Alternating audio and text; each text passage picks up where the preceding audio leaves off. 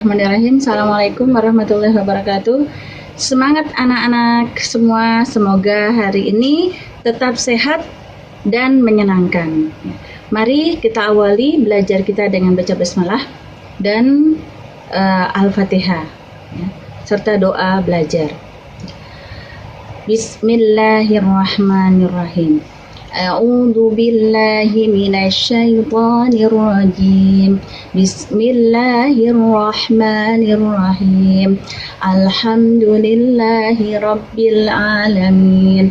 Arrahmanirrahim. Maliki yaumiddin.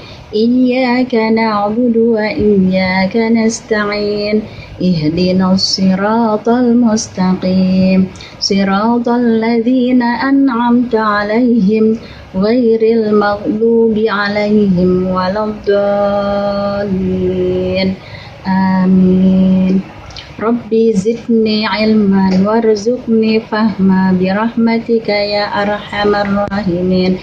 Rabbi israhli sadri wa yassirli amri wahlul 'uqdatam min lisani yafqahu qawli.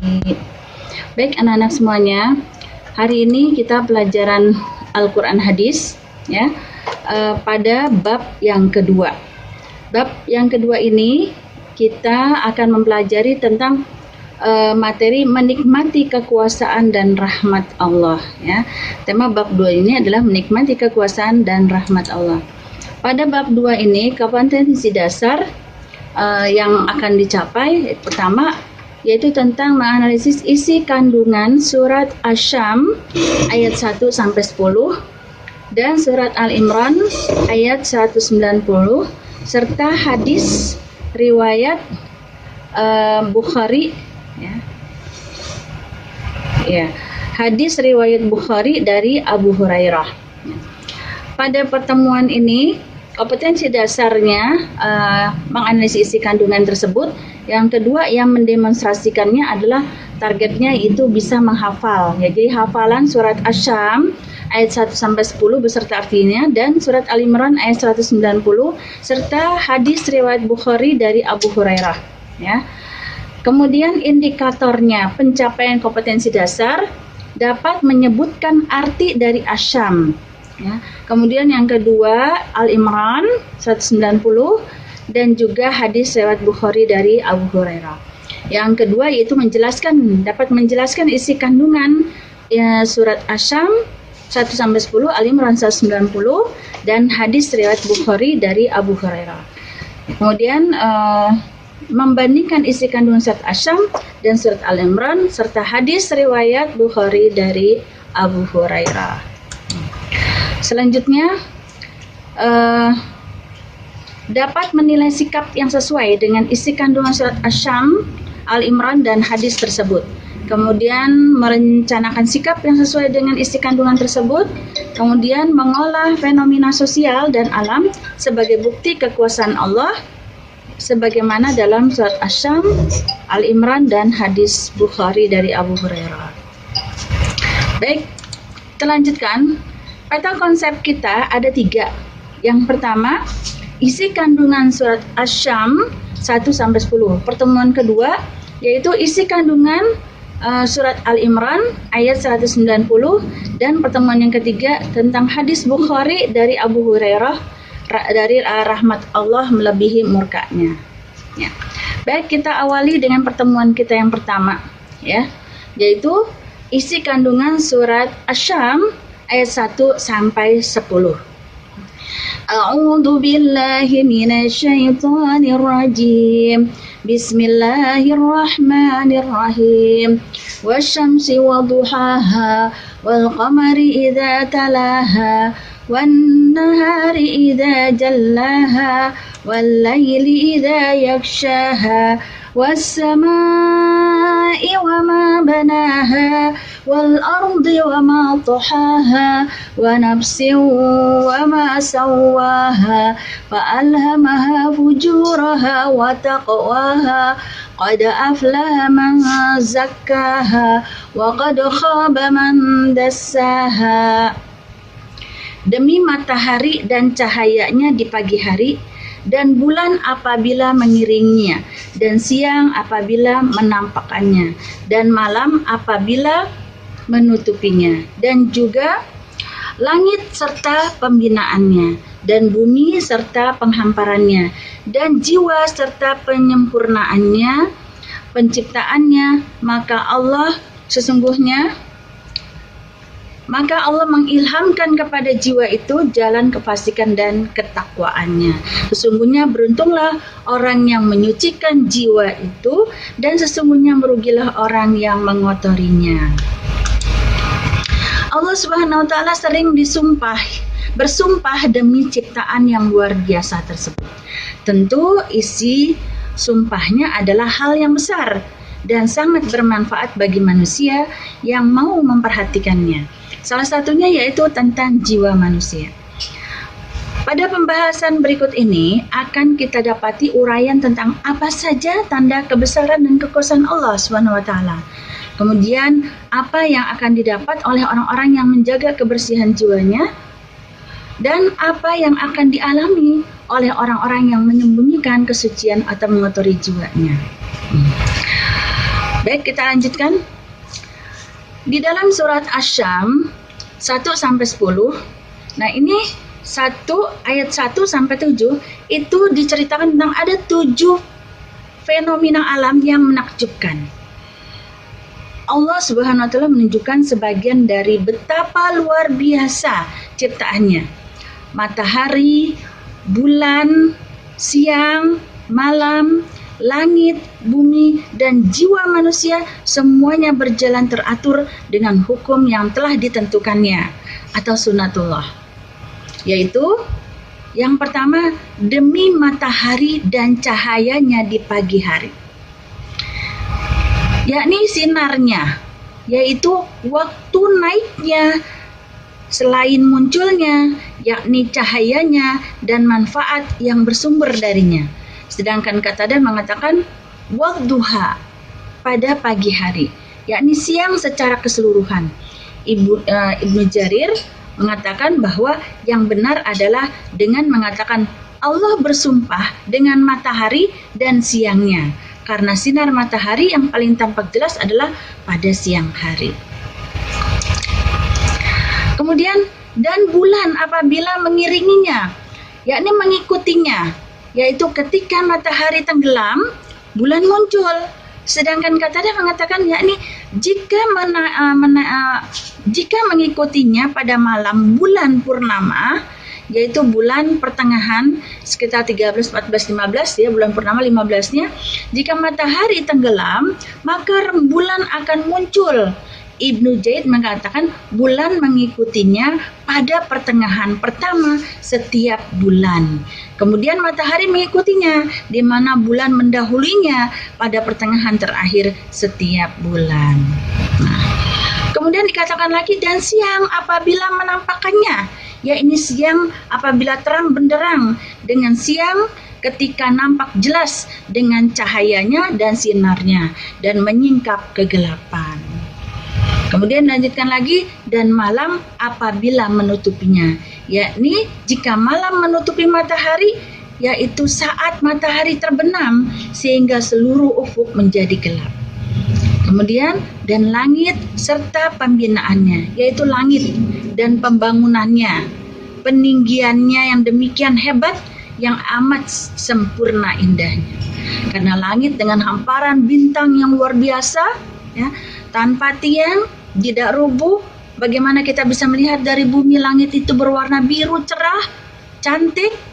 Tapi bagaimana kalau peneliti, orang-orang yang pernah ke Mars atau ke bulan, mereka melihat langit itu berwarna hitam. Tapi di bumi semua terlihat indah. Lanjut. Dan bumi serta penghamparannya, yakni Allah membentangkan dan memperluasnya sehingga memungkinkan seluruh makhluk untuk memanfaatkan bumi dengan berbagai seginya. Artinya bumi serta penghamparannya adalah semua yang ada di permukaan bumi dan isinya itu dibentangkan untuk memungkinkan seluruh makhluk untuk bisa memanfaatkan bumi ini dengan berbagai macam kebutuhannya, gitu ya. Kita lanjut. dan jiwa serta penyempurnaannya, ciptaannya, yakni penciptaan yang sempurna lagi tegak pada fitrah yang lurus. Jiwa yang penyempurnaan dalam ciptaannya tak ada cacat, ya.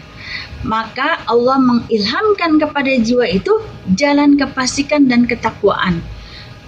Jiwa itu memilih, ya. Di sini Allah mengilhamkan pada jiwa itu jalan kefasikan dan ketakwaan. Ya, ini Allah mengenalkan dan memahamkannya tentang ketakwaan dan kebaikannya dan kefasikan dan keburukannya.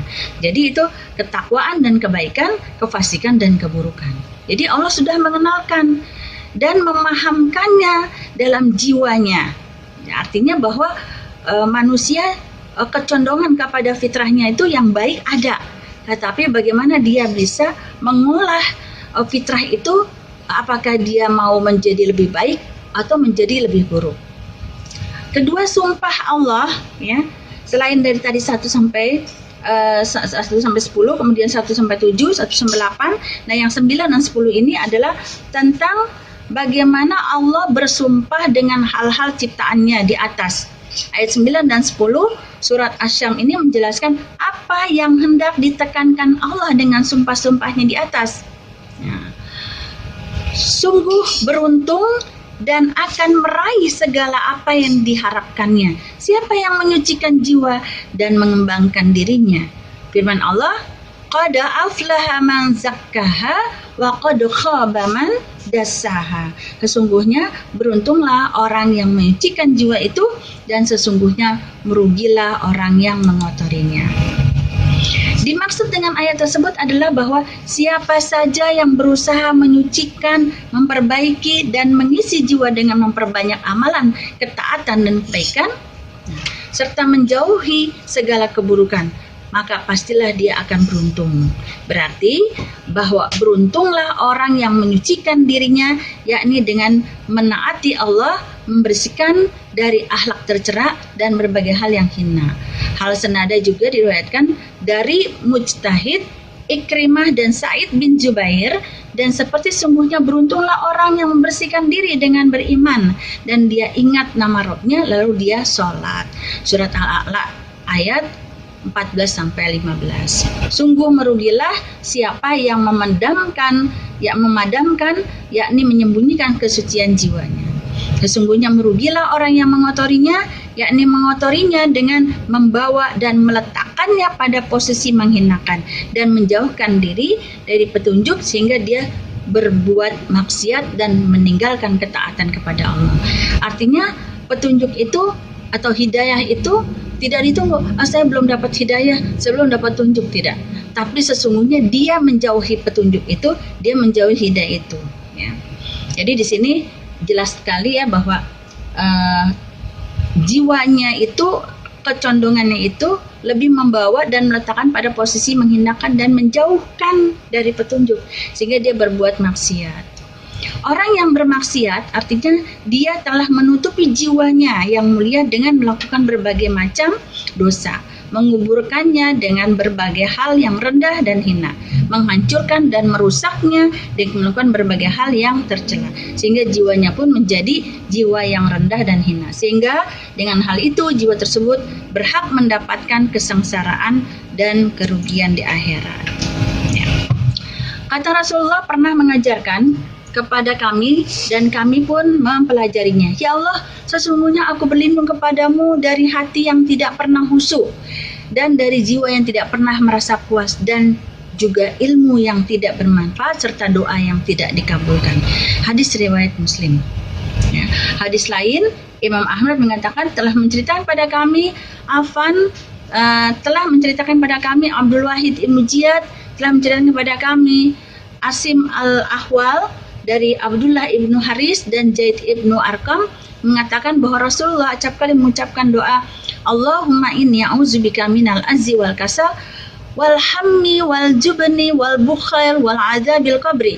Allahumma ati nafsi taqwaha wa zakaha anta khairum man zakkaha anta waliyuha wa maulaha. Allahumma inni a'udzubika min qalbi la yashfa wa man nafsi la yashfa wa ilma la yashfa wa da'wati la yusjabu laha.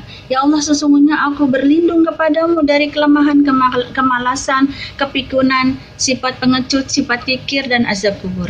Ya Allah, berikanlah kepada jiwaku ketakwaannya, kesucian, dan sucikanlah ia. Kau adalah sebaik-baik yang menyucikannya. Engkau adalah pemilik dan yang menguasainya. Ya Allah, sesungguhnya aku berlindung kepada Engkau dari hati yang tidak khusyuk, dari jiwa yang tidak pernah kenyang, tak puas, dari ilmu yang tidak bermanfaat, dan dari doa yang tidak diperkenankan. Nah, baik anak-anak semuanya, inti pelajaran yang pertama dari surat Asy-Syam, isi kandungan surat Asy-Syam ayat 1 sampai 10 ada 2 poin.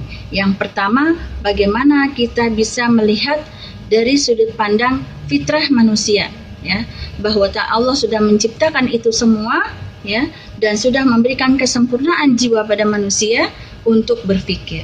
Yang kedua yaitu bagaimana orang-orang yang diberikan fitrah, ya, dengan jalan kebaikan dan ketakwaan serta kefasikan dan keburukan, tinggal memilih jiwa itu, ya, apakah dia ingin membersihkan, menyucikannya, atau mengotorinya.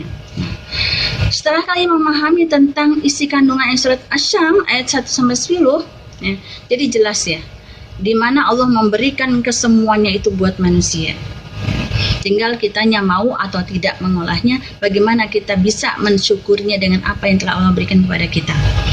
Tugas selanjutnya adalah yang pertama, salin surat Asy-Syam 1 sampai 10 berserta artinya di buku tulis Kurdis, ya. Yang kedua, hafalkan surat Asy-Syam ayat 1 sampai 10 rekam di voice note. Kemudian yang ketiga, cari sumpah-sumpah Allah yang terdapat dalam Al-Qur'an. Catatlah nama surat, ayat, dan isi sumpahnya, ya. Isi dan lengkapi kolom yang sudah Ibu buatkan. Nah, contohnya misalnya surat Al-Asr, wal asr, gitu kan, surat yang pertama itu Al-Asr. Manusia dalam kerugian kecuali yang beriman dan beramal soleh. Itu isi sumpahnya adalah wal asr. Ya.